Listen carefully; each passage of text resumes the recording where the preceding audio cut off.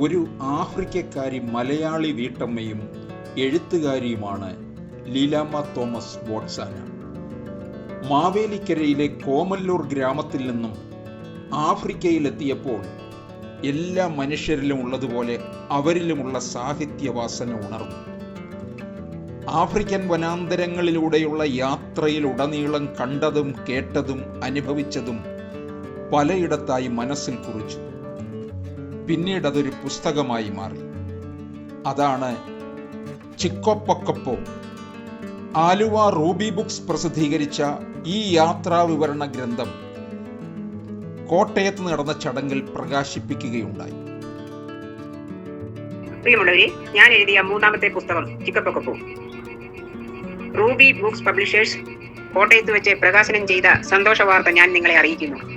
ലോക മാനവരാശിയുടെ ഉത്ഭവസ്ഥലമായ ബോട്സ്വാനയെ പറ്റിയും ആഫ്രിക്കൻ രാജ്യങ്ങളെ പറ്റിയും എഴുതാൻ എനിക്ക് പ്രോത്സാഹനം കിട്ടിയത് ചിക്കോപ്പൊക്കപ്പോ വിമാനയാത്രയിൽ ആണ്. അന്തരീക്ഷത്തിൽ നിന്നുള്ള ഭൗമദർശനം അനുഭവിച്ചറിയേണ്ടത് തന്നെയാണ്.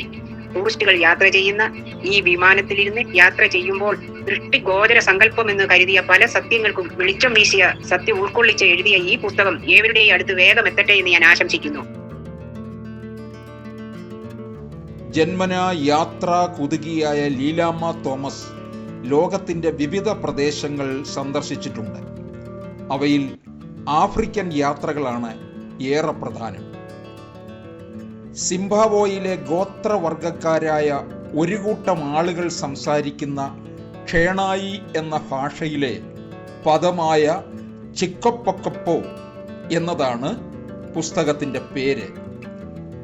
വിമാനം എന്ന അർത്ഥമാണ് ഇതിനുള്ളത്. ആഫ്രിക്കൻ വൻകരയുടെ തെക്ക് ഭാഗത്തുള്ള കരയാൽ ചുറ്റപ്പെട്ട രാജ്യമാണ് ബോട്ട്സാന.